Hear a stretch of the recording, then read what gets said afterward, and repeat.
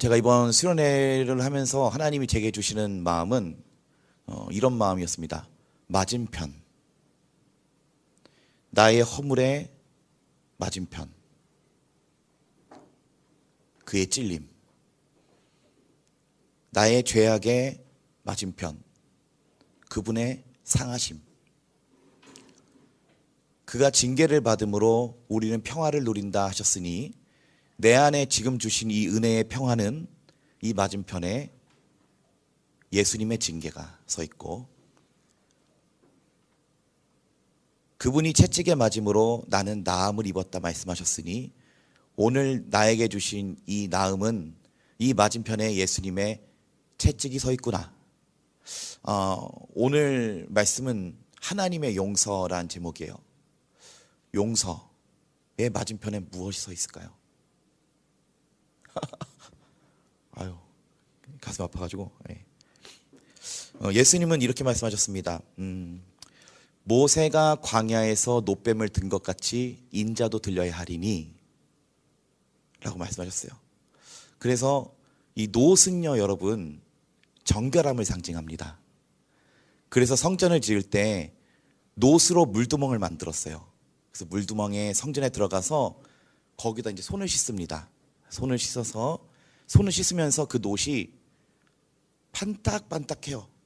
그래서 거기다 내가 비춰보이는 거예요, 내 자신이. 그 놋 물두멍에서 날 씻을 때. 그 놋은 정결함을 상징해요. 그런데 이 놋으로 뱀을 만들었어요. 원래 놋은 뱀을 만드는 데 쓰는 게 아니죠. 하나님의 성전을 짓기 위해 쓰는 아주 중요한 그런 핵심 자료 중에 하나예요.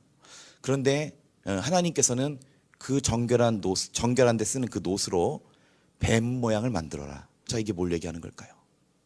죄가 하나도 없으신 그분을 죄 있는 모양으로 만들어서 나무 위에 달아라 하셨던 그 복음의 말씀이 이미 출애굽기에 쓰여 있던 거예요.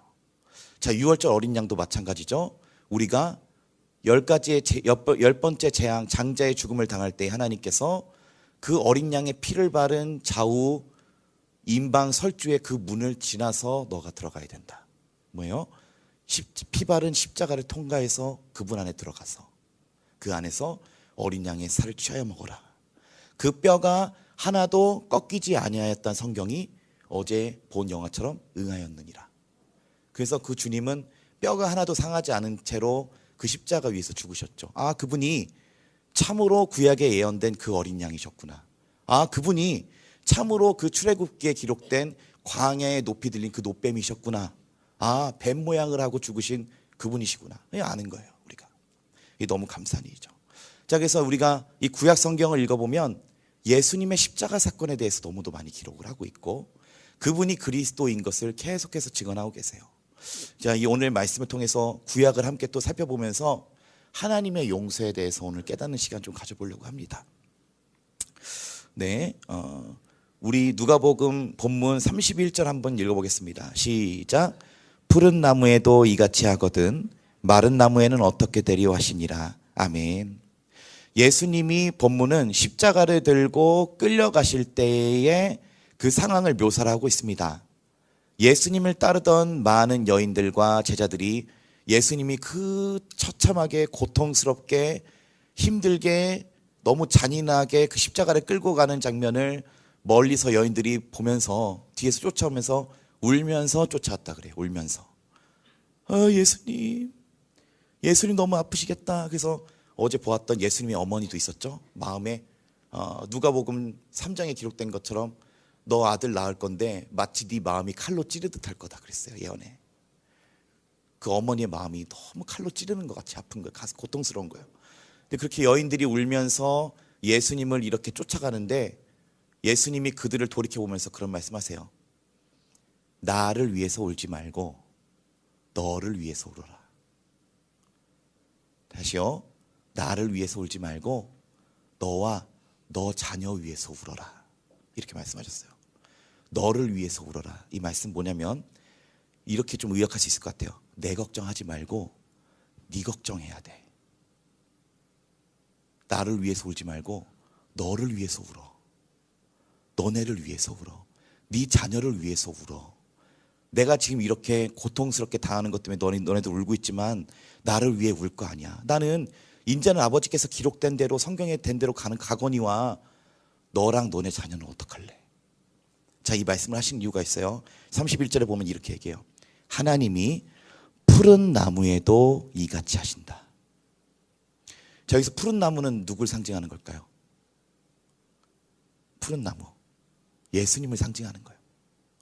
하나님이 형벌을 주시는데 얼마나 고통스러운지 우리 어제 봤잖아요. 얼마나 힘들었는지 봤잖아요. 얼마나 힘들게 십자가 지고 가시는지 봤잖아요. 얘들아, 하나님이 푸른 나무에도 이걸 이렇게 하신다. 하나님이 푸르고 청청한 나무에도 이렇게 하신다. 자, 여러분, 푸른 나무를 땔감으로 써요? 안 쓰죠. 마른 나무 쓰잖아요. 쓸데없는 나무. 비싼 나무 땔감에도 안 쓰잖아요. 푸른 나무는 가꾸고 기르는 거예요. 근데 하나님이 푸른 나무에도 지금 이렇게 하시네. 푸른 나무에도 이렇게 십자가 형벌을 주셨네. 얘들아, 마른 나무 어떻게 될까? 너무 무서운 말이에요, 이 말씀이. 나를 위해 울 때가 아니야. 너를 위해서 울어야 돼. 하나님의 형벌이 얼마나 무서운 줄 알아? 마지막 날에 하나님이 이 땅을 심판하실 때 얼마나 무서운지 지금 말씀하고 있는 거예요. 하나님이 죄로 말미암은 형벌을, 나를 봐라, 나를. 나같이 하나님 잘 믿는 사람 어디 있어? 예수님 입장에서 얘기하는 거예요. 나같이 하나님의 아들로서 하나님 믿는 자가 어디 있어? 하나님이 푸른 나무에도 이같이 해. 마른 나무 어떻게 될 것 같으니? 나를 위해 울지 말고 너를 위해서 울어야 돼. 너를 위해서 울어야 돼. 네 자녀를 위해서 울어야 돼. 자, 주님이 이렇게 말씀하시죠. 이 말씀은 마지막 날의 형벌이 얼마나 무서운지를 얘기하는 거예요. 자, 아모스 5장 18절에 이렇게 얘기했어요. 화 있을진저 여호와의 날을 사모하는 자여, 너희가 어찌하여 여호와의 날을 사모하느냐? 그 날은 어둠이요 빛이 아니다. 아모스 선지자에 이렇게 기록됐어요. 너네들 하나님 오시는 날 기다리지? 하나님 오시는 날 사모하면서 기다리고 있지? 그거 왜 사모하냐 이거예요. 그날은 빛이 아니야. 어둠이야. 멸망이야. 그날은. 여러분, 주님 오시는 날 우리 구원받는 거 너무 감사하게 생각해야 되는 거예요, 여러분. 아멘. 우리가 예수 믿은 것 때문에 예수님께서 우리 구원해 주신다고 하는 게 여러분 복 중에 복이에요, 진짜. 돈 많이 벌고 유명해져 가지고 지옥 가면 무슨 소용이 있어요, 여러분? 인생 끝이 아니라니까요. 에이, 그 인생이 끝나는 그 지옥이 어디 있어? 그렇게 사는 사람도 있잖아요. 근데 예수님 말씀하셨어요. 지옥이 있어.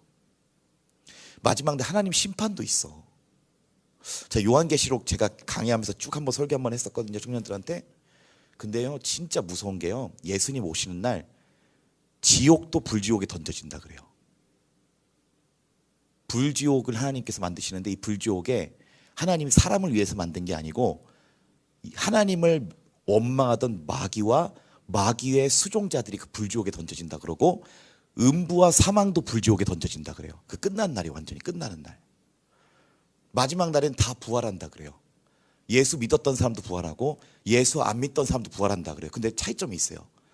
예수 믿었던 자는 요한복음 5장 말씀과 같이 예수를 믿는 자는 생명의 부활로, 예수를 믿지 않았던 자는 심판의 부활로 나오리라. 너무 무서운 거예요. 예수님이 재림하시는 날 너무도 큰 심판이 되게 부활을 해. 다 부활을 하는데 예수 믿었던 자는 영원한 부활로 주님과 함께 살고, 예수 안 믿고 부활한 영혼은 그 불지옥에 영원히 사는 거예요. 너무 무섭다, 형벌이. 오늘 주님 말씀하신 거예요. 하나님이 푸른 나무에도 십자가를 주셨다. 십자가의 형벌 주셨다. 마른 나무 어떻게 될 것 같니? 나를 위해 울 때 아니다. 너희를 위해서, 너를 위해서 울어야 된다. 여러분, 구원 받으셨지요? 아멘. 여러분 구원 받으셨죠? 아멘. 흔들리면 안 됩니다. 돈 많아서 구원 받은 거예요? 아니죠. 내가 유명해서 하나님 나 구원해 주신 거예요? 아니죠. 뭐요? 주님이 나를 위해서 십자가에 못 박혀 주셨기 때문에, 그것 때문에 구원받는 거예요.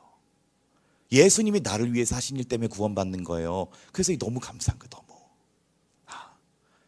그래서 감사로 사는 거예요. 감사로. 감사로. 감사합니다, 주님. 날 구원하심에 감사. 날 놓지 않으심에 감사. 하늘 보좌 버리고 이 땅에 오심에 감사. 감사로 사는 거야.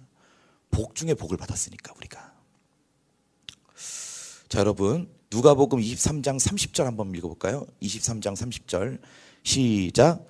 그때 사람이 산들을 대하여 우리 위에 무너지라 하며 작은 산들을 대하여 우리를 덮으라 하리라. 아멘. 자, 이 예수님의 이 말씀 보면은 그때 사람들이 뭐라고 얘기하냐면 산들이 내 위에 무너지라라고 얘기한대요. 마지막 날에. 이거 너무 좀 잔인한 말이죠. 아니 왜 산들이 자기한테 무너지라고 할까? 이거 왜 그러냐면은 요한계시록 읽으면 이 부분이 어떻게 쓰여 있냐면은 하나님이 마지막 주님이 재림하시는 날에 하늘이 종이가 말리는 것 같이 없어져 버린다 그래요. 하늘이 불로 타가지고. 그리고 땅에서 저기로 옮겨간다 그래요. 진동이 있고. 그래서 너무 그게 하나님의 진노가 무서우니까 어린 양의 진노에서 우리를 가려라. 예수 안 믿던 사람들이 저 어린 양의 진노에서 우리를 가려달라. 사나 날 덮어라 이래요. 죽여달라 이거예요. 너무 무서우니까. 이 말씀을 지금 이렇게 하고 있는 거예요. 30절에. 그때 사람들이 산에 대하여 내 위에 무너지라 하며 작은 산들을 대하여 우리를 덮으라. 아, 하나님의 진노가 너무 무섭다. 나를 빨리 끝내달라고 얘기해달라는 거예요. 이 너무 무서운 마지막 날의 형벌의 말씀이 지금 예수님이 십자가 지고 가시면서 그 여인들에게 하신 말씀이에요. 자, 어제 우리 읽은 이사야서 말씀과 같이 그는 실로 우리의 질고를 지고 그는 실로 우리의 슬픔을 당하였습니다 라고 말씀해 주셨다라고 하는 게 얼마나 감사한 일인지 몰라요. 자, 우리 이어서 로마서 8장 3절 주님이 우리 죄를 어떻게 담당하셨나 한번 살펴볼게요. 자, 로마서 8장 3절. 자, 이 누가복음 표시해 두고요.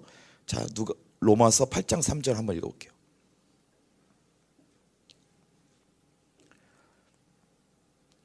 자, 로마서 8장 3절 시작.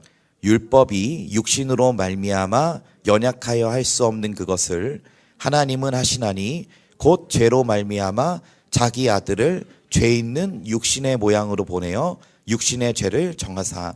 아멘. 자, 이 말씀 보면요 이렇게 얘기하고 있어요. 율법이 있대요. 율법이 뭔지 알죠 여러분? 십계명. 10계명이라고 생각을 해볼게요. 부모 공경에 거짓말하지 마. 이웃의 것을 탐내지 마. 내 이웃에 대해서 거짓 증언하지 마. 내 이웃의 것을 탐내지 마. 뿐만 아니라 율법은 더해지고 더해져서 500개가 넘는다 그래요. 밥 먹을 때 오른손을 씻고 먹어야 된다. 뭐 이런 것들. 더해지고 범법함으로 유대인들이 율법을 못 지키겠으니까 범법함으로 범법을 붙이고 또 만들어내는 게 율법이라 그래요. 자, 근데 이 율법이 어떤 역할을 하냐? 죄를 깨닫는 역할을 한다 그래요. 거짓말하지 마 라는 이 말씀을 들었을 때 여러분 거짓말 했어요 안 했어요? 살면서 주영청년 살면서 거짓말 한 적 있나요 없나요? 그러면 주영청년 율법을 지킨 자인가요 어긴 자인가요? 어긴 자죠? 이 부분에 갈라디아서는 이렇게 얘기해요. 율법은 저주다 이거예요. 저주. 어느 누구도 율법을 단 하나라도 어기지 않는 사람은 없다.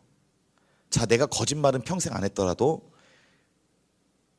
남의 것을 도둑질하지 말라는 또 계명에 걸리는 사람이 있고 부모를 공경하지 않은 사람도 있고.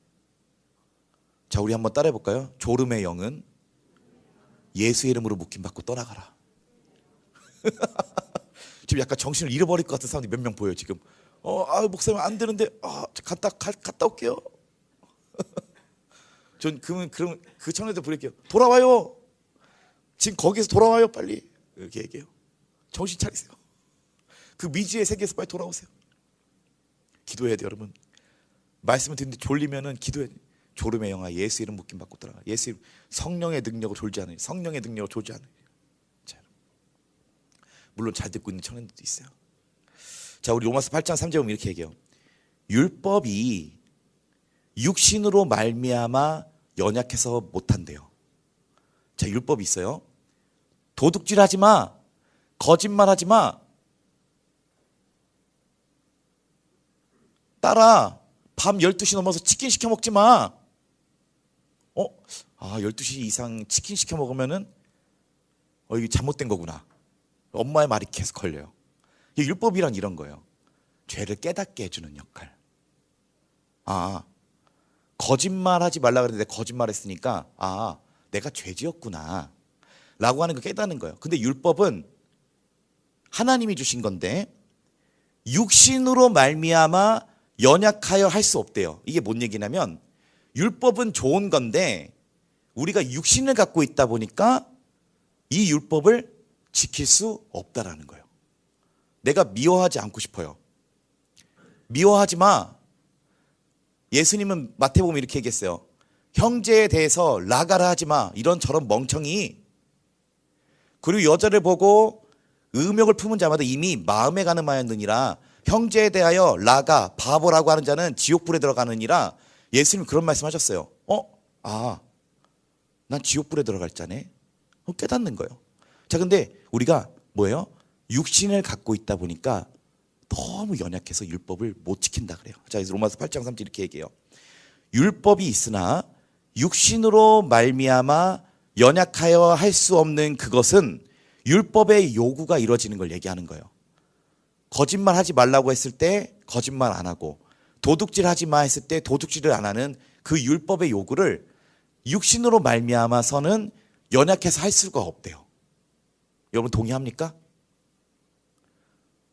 여러분 부모를 공경하라 그랬어요. 일평생 부모를 공경했습니까? 아니요. 못했어요. 그렇게. 왜요? 내 육신 때문에. 난 때로 부모한테 대들었어요. 엄마가 나한테 해준 게 뭔데? 엄마 나 햄 먹기 싫어.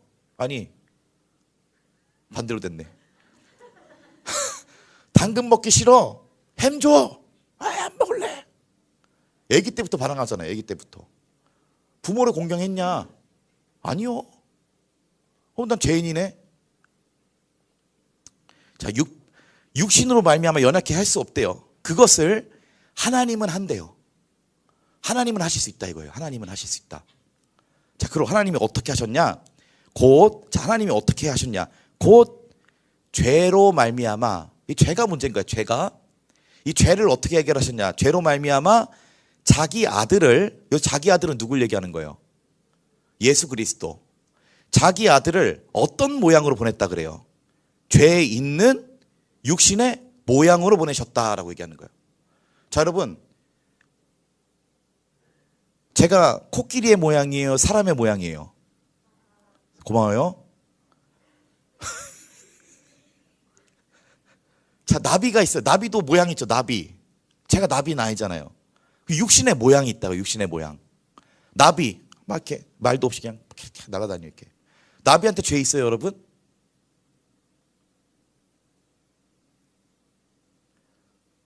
알 수가 없죠. 미궁에 빠지죠. 나비가 아니니까. 개한테 개도 모양 있잖아요. 개. 강아지. 강아지도 육신의 모양이 있잖아요. 강아지한테 죄가 있어요? 고래. 잠자리. 뭐 알 수가 없죠. 뭐 아니니까. 내가 그게 아니니까. 근데 분명한 사실이 한 가지 있다. 뭐냐면은 사람의 모양을 하고 있는 거에는 다 그 안에 죄가 있다. 자, 그래서 하나님이 그 아들을 보낼 때 어떤 바람이나 뭐 큰 음성으로 보낸 게 아니에요. 하나님의 아들을 이 땅에 보내실 때 내가 하나님의 아들이다. 너희는 이제부터 나를 섬겨라. 그래서 막 산에서 어떤 산신령이 너희는 이제부터 이 산에서 날 예배해야 된다. 내가 하나님의 아들이다 한 게 아니라고요. 하나님의 아들이 개 모양으로 온 것도 아니라고요. 나비 모양으로 온 것도 아니라. 오늘 로마서 8장 3절 이렇게 얘기해요. 하나님이 자기 아들을 뭐예요? 뭐 있는 육신의 모양. 죄 있는 육신의 모양으로 보낸 이유가 있다라는 거예요. 자, 제가 아까 코끼리 모양이 아니고 사람의 모양이라고 인정해줬죠. 제 안에 죄 있을까요? 없을까요? 있어요. 왜? 제가 사람의 모양을 하고 있으니까. 우리 태민 형제 안에 죄 있을까요? 없을까요? 있어요. 사람의 모양을 하고 있으니까. 한 번도 본 적 없는 사람이 여기 갑자기 들어왔어요. 그 사람 안에 죄 있어요? 없어요? 있어요. 사람의 모양을 하고 있으니까. 육신의 모양을 하고 있으니까. 근데 성경은 이렇게 얘기하는 거예요. 하나님의 아들을 왜 사람의 모양으로 보냈냐? 그건 하나님이 하나님의 아들을 죄 있는 육신의 모양으로 보내서 봐봐요. 8장 3절에 맨 마지막 문단에 뭐라고 얘기해요? 육신의 죄를 정했다. 여기서 육신에는 누굴 얘기하는 거예요? 예수님 육신을 얘기하는 거예요. 하나님 아들을 죄 있는 육신의 모양으로 보내서 육신의 죄를 정했다. 자, 포켓몬 같은 거 보면 나오죠. 너로 정했다 막 이러잖아요. 지우가 켄터피 너로 정했다. 야 너다. 야 너다. 자, 오늘 청소할 사람 우연청년으로 정했다. 자, 아멘맨 정했죠 어제. 아멘맨 너로 정했다. 아멘맨 어딨지? 여기 있다. 아멘맨 너로 정했다. 정했잖아요 어제. 정했다 이거 정했다. 육신의 죄를 정했다. 하나님이 자기 아들을 육신의 모양으로 죄 있는 육신의 사람의 모양으로 보내가지고 너로 정했다 이거. 너로. 너다. 너를 죄로 정했다. 너를 죄로 정했다. 자, 여러분 이게 얼마나 무서운 말씀이냐면 제가 처음에 성경을 읽다가 육신의 죄를 정했다. 육신의 죄를 정하사라고 하는 정하사. 정하임이 아니고 정하사.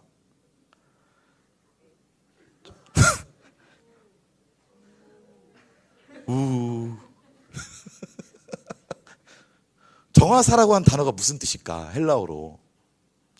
제가 이제 신학생이다 보니까 예수님의 육신의 죄를 정했다라고 하는 이 정하사가 어떤 단어로 쓰여 있을까 궁금해가지고 제가 헬라어 원문을 찾아봤어요. 그랬더니 이렇게 쓰여 있어요. 네 가지의 뜻을 갖고 있어요.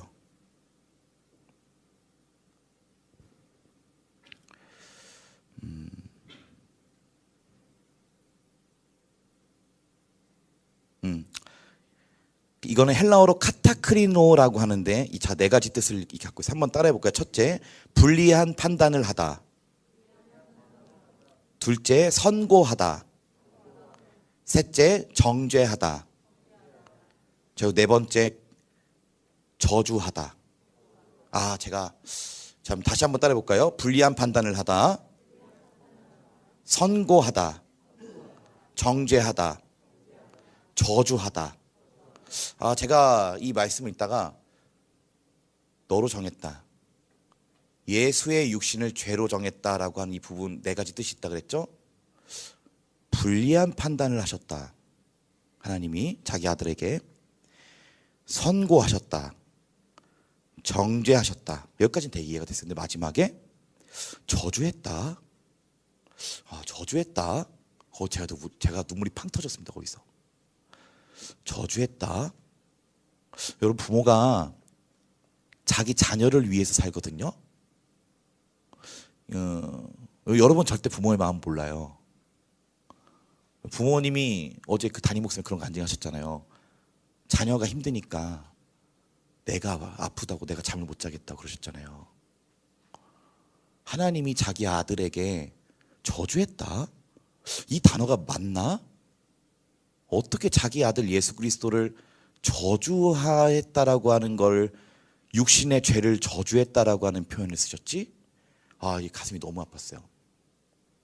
여러분 부모님이 어떤 존재냐면은 제가 부모님의 사랑을 언제 한번 느꼈냐면은 제가 그 코로나 걸렸을 때 처음 코로나 걸렸을 때 그때 심했잖아요. 제가 집에서 이제 칩거를 했어요. 근데 머리가 너무 깨질 것 같아가지고 막 바늘로 머리를 이렇게 찌르는 것 같더라고요. 막 계속 5분 간격으로. 너무 고통스러워가지고 타이레놀도 안 듣고 감기약을 제가 또 안 사온 거예요. 그래가지고 막 아프고 고통받고 있어요. 엄마한테 전화해가지고 엄마 이게 너무 힘드네 몸이. 그 약은 먹었어? 그러길래 타이레놀 먹어도 안 듣네. 야 감기약을 먹어야 된다더라. 그래요? 감기약 안 사왔는데. 그러면은 갖다 주러 갈게. 제가 그때 대전에 있을 때요. 제가 당진에서 대전까지 감기약 사들고 오신다는 거예요. 그래서 엄마 무슨 당진에서 대전까지 감기약 사러 와. 이렇게 안 사도 돼요. 그냥 내가 여기 사 먹으면 되지. 그때 엄마 이런 말씀하신 거예요. 엄마 잠 못 자. 엄마 잠 못 자. 제가 그 말 듣고 충격받았어요. 이게 내가 부모를 사랑한다라고 하는 이 사랑과 부모가 나를 사랑하는 이 사랑이 다르구나. 우린 뭐예요? 그냥 우리는 효도를 노력을 해야 돼요, 여러분. 사실 그렇게 마음이 안 가요, 부모한테. 어떤 목사님이 그러죠. 효도는 노력해야 되는 거라고. 부모가 나 사랑하는 만큼 내가 부모 사랑 안 한다니까요. 내리사랑이라 그러죠. 하나님이 우리를 먼저 사랑해 주신 것처럼 이 사랑은 부모가 자녀를 사랑하는 게 더 큰 거예요. 위에서 아래로 내려오는 거예요, 사랑은. 자, 그래서 제가 그때 어머니의 그 말을 듣고 이게 내가 부모를 사랑하는 것보다 부모가 나를 더 많이 사랑하는구나라는 걸 처음 알았어요, 그때. 자, 그런데 하나님이 자기 아들에 대해서 저주하다. 이게 말이 되나? 하나님이 예수님을 십자가에 달아서 죽이셨잖아요. 저주했다라는 거예요. 죄를. 예수님 육신에 저주했다라는 거예요. 이게 말이 되나? 하나님이 부모잖아요. 어떤 마음이셨을까요? 제가 하나님이면 이렇게 생각했을 것 같아요. 제가 아직 부모는 아니지만 차라리 내가 십자가에 달리고 싶다. 내 자녀가 받을 저주 내가 받고 싶다. 이게 부모 마음 아닌가요? 장로님 어떠신가요, 집사님?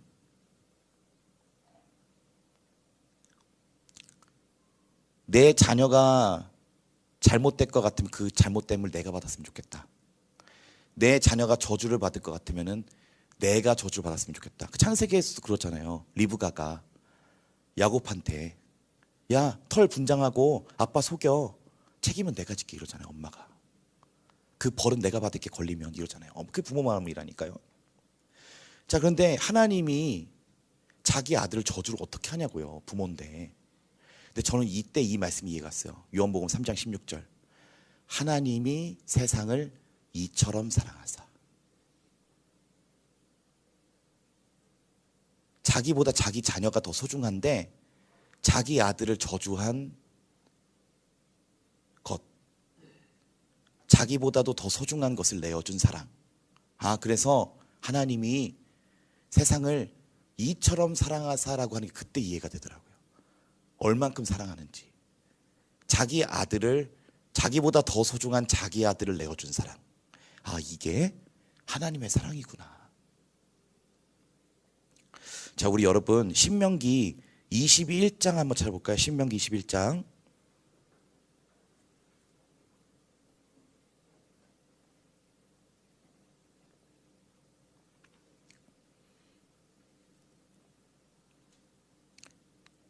자, 신명기 21장 22절, 23절 읽을 건데요. 22절부터 봅시다. 신명기 21장 22절. 네, 우리 한번 천천히 한번 읽어볼게요. 22절 시작. 사람이 만일 죽을 죄를 범함으로 네가 그를 죽여 나무 위에 달거든. 아멘. 사람이 만일 죽을 죄를 지어서 누가 그를 죽인대요? 네가 그를 죽여서 그 사람을 나무 위에 달았을 때 거기 너희 있었는가 그때에 주 예수께서 십자가에 달릴 때 그 일로 나는 떨려 거기 너희 있었는가 그때에 거기 너희 있었는가 그때에 예수 그 형벌 받을 때 그 일로 나는 떨려 거기 너희 있었는가 그때에. 자, 신명기 21장 22절 이렇게 얘기해요. 사람이 만일 죽을 죄를 범해서 누가 그를 죽였다 그래요? 네가 그를 죽였다. 여러분, 예수님 십자가에 여러분이 죽인 겁니다. 왜요?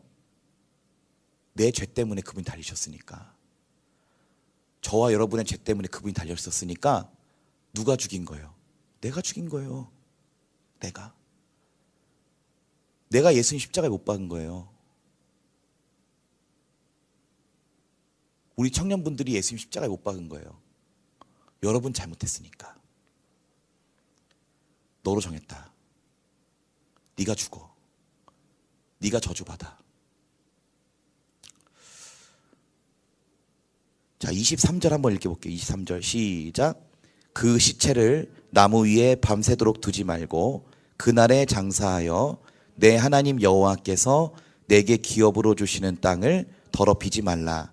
나무에 달린 자는 하나님께 저주를 받았음이니라. 아멘. 나무에 달린 자는 하나님께 뭘 받았대요? 저주를 받았다. 자, 그래서 얘들아 네가 만약에 그 사람을 죽여가지고 그 사람을 나무 위에 달았거든, 밤새도록 두면 안 돼. 왜냐하면 그 시체가 십자가에 달려서 밤이 새도록 있으면은 그 저주가 얼마나 지독한지 너희가 사는 땅이 저주를 받아. 너무 무서운 저주죠. 제가 이 부분 이따가 울었어요. 너무 가슴 아파가지고. 자, 그 나무에 달린 사람도 저주받아서 달린 사람인데 그 밤새도록 두면 안 된다. 그것 때문에 땅까지 저주받는다 그런 거예요. 얼마나 여러분 예수님이 심한 저주를 받은 거예요. 제가 이 신명기 말씀을 읽다가 이 예수님 생각이 나고 너무 가슴이 아파가지고 울었었어요. 신명기에서는 이렇게 얘기합니다. 네가 그 사람 죽였잖아. 네가 그 사람 죽여서 나무 위에 달았잖아. 너가 죽였잖아. 너가 죽여서 그 사람 나무 위에 달았을 때 그 사람 빨리 내려라. 그래서 어제 영화 보면 그랬죠. 갑자기 막 밤이 어두워지고 이러니까 이 사람들이 어떻게 해요? 빨리 망치로 까서 내리려고 하잖아요. 예수님 풀잖아요. 내려오잖아요. 십자가에서. 땅이 저주를 받게 생겼으니까 하나님 말씀대로 율법에 의하면 이 사람을 지금 어두워졌는데 계속 십자가에 달아두면은 땅이, 우리가 사는 땅이 저주를 받는다라고 하나님 말씀해 주셨으니까 빨리 내리잖아요. 그래서 예수님 그날에 내리잖아요. 장사 지내잖아요. 자, 23절에 이렇게 얘기해요. 그는 하나님께 저주를 받았습니다 라고 얘기하고 있다라는 거예요. 참 너무 이 가슴 아픈 얘기죠. 우리가 아직 죄인 되었을 때에 그리스도께서 우리를 위하여 죽으심으로 하나님께서 우리에 대한 자기의 사랑을 확증하셨느니라. 아멘. 여러분, 예수님이 저주를 받았기 때문에 우리가 용서를 받은 겁니다.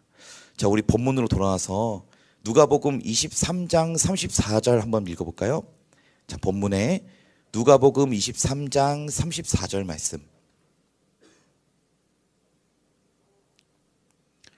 자, 시작. 이에 예수께서 이르시되 아버지 저들을 사하여 주옵소서. 자기들이 하는 것을 알지 못함이니이다 하시더라. 그들이 그의 옷을 나눠 제비 뽑을세. 아멘. 자, 예수님이 십자가에 달리셔서 이런 기도를 하셨네요. 아버지 저들을 사하여 주옵소서. 사하여 주옵소서는 용서해 달라는 거예요. 자, 뭐예요? 저주를 받아가지고 십자가에 달리신 그 예수님이 누굴 위해서 기도를 하고 있어요? 우리를 위해서. 당신은 지금 하나님께 저주받아가지고 십자가에 달리셨는데 우리를 위해서 이렇게 기도해 주시는 거예요. 하나님 용서해 주세요. 하나님 용서해 주세요. 자, 이 말은 예수님이 우리 용서해 주셨다는 거예요? 안 용서해 주셨다는 거예요? 용서해 주셨다는 거잖아요. 예수님이 우리를. 예수님이 마음으로부터 우리를 용서하셨기 때문에 하나님께 이렇게 기도하는 거예요. 하나님 저들의 죄를 용서해 주세요 라고 얘기하고 있는 거예요. 자, 그래서 여러분, 저는 십자가가 뭐냐고 물어보신다면 전 십자가는 용서라고 얘기해요. 용서. 그분이 먼저 십자가 위에서 우리를 용서해 주셨기 때문에 우리가 구원받는 거예요. 예수님이 이렇게 말씀하시잖아요. 아버지 저들을 용서해 주세요. 자기들이 어떤 일을 하고 있는지 알지 못해서 그런 거예요. 이렇게 얘기하고 있는 거예요. 우리가 아직 죄인 되었을 때에 그리스도께서 우리를 위하여 죽으심으로 하나님께서 우리에 대한 자기의 사랑을 확증하셨느니라. 말씀해 주신 것처럼 우린 몰랐다는 거예요. 너무 몰랐다. 내가 죄인인 것도 몰랐고, 내가 내 죄 때문에 예수 십자가에 못 박았던 것도 몰랐고, 아이고 저 사람은 왜 저렇게 불쌍하게 그냥 십자가에 달려서 죽었나, 뭐 이렇게 생각하는 사람들도 있지만, 말씀을 아는 사람은 가슴이 너무 아픈 거예요. 이게 저분이 나 때문에 십자가에 못 박았구나, 내가 저분 달았구나. 한번 따라해 볼까요? 내가 예수를 십자가에 못 박았다. 왜요? 내 죄 때문에. 자, 그래서 여러분, 우리가 꼭 마지막으로 이걸 좀 기억했으면 좋겠어요. 예수님이 우리를 위해서 용서해 주셨다는 겁니다. 예수님이 우리에게 괜찮아, 알지 못해서 그런 거잖아, 아버지 용서해 주세요, 자기들이 어떤 일을 하는지 몰라서 그래요, 알지 못해서 그래요 라고 하나님 앞에 기도하고 죽으셨다는 거예요. 십자가 위에서. 그래서 여러분, 십자가는 하나님의 용서입니다. 교회는 용서입니다. 교회는 예수님의 십자가로부터 시작이 된 거예요. 하나님이 먼저 우리 용서해 주신 거예요. 하나님의 아들이 자기가 저주를 받으면서도 용서해 주신 거예요. 제가 아까 맞은편 얘기했죠. 우리는 하나님께 용서를 받았지만 이 맞은편에 예수님은 뭘 받으셨어요? 저주를 받으셨다라고 오늘 성경이 기록을 하고 있어요. 자, 한번 따라해 볼까요? 나는 예수님께 용서를 받았고, 예수님은 나 때문에 저주를 받으셨다. 자, 우리가 이런 용서의 복음을 잊지 않고 살아가는 저 여러분 되시기를 소원합니다. 갈라디아서 2장 20절 말씀과 같이 예수님의 십자가를 아는 사람들은 이렇게 고백을 하는 거예요. 내가 그리스도와 함께 십자가에 못 박혔으니 그런즉 이제는 내가 사는 게 아니고 내 안에 그리스도께서 사시는 것이라. 이제 내가 이 육체 가운데 사는 것은 나를 사랑하사 나를 위하여 자기 자신을 버리신 하나님의 아들을 믿는 믿음 안에서 사는 것이다 라고 얘기하고 있는 거예요. 자, 오늘 말씀 마무리하면서 여러분, 주님이 우리를 용서해 주셨다라고 하는 사실 꼭 기억했으면 좋겠어요. 자, 그리고 그 맞은편에 뭐가 있다 그랬어요? 예수님의 저주. 나무에 달린 자마다 하나님께 저주를 받았습니다 라고 이야기하고 있다는 거예요. 자, 그 저주 가운데서도 우리를 용서하시고 우리를 위해서 기도해 주신 예수님을 항상 마음 가운데 품고 살아가는 저와 여러분 되시기를 소원합니다. 내가 하나님께 용서를 받은 이 사실 맞은편에 예수님이 너무도 많은 저주를 받으셨다라고 하는 것, 그리고 그 아버지가 얼마나 가슴 아프게 세상을 이처럼 사랑하사 독생자를 주셨는지 깨닫는 저와 여러분 되시기를 소원합니다.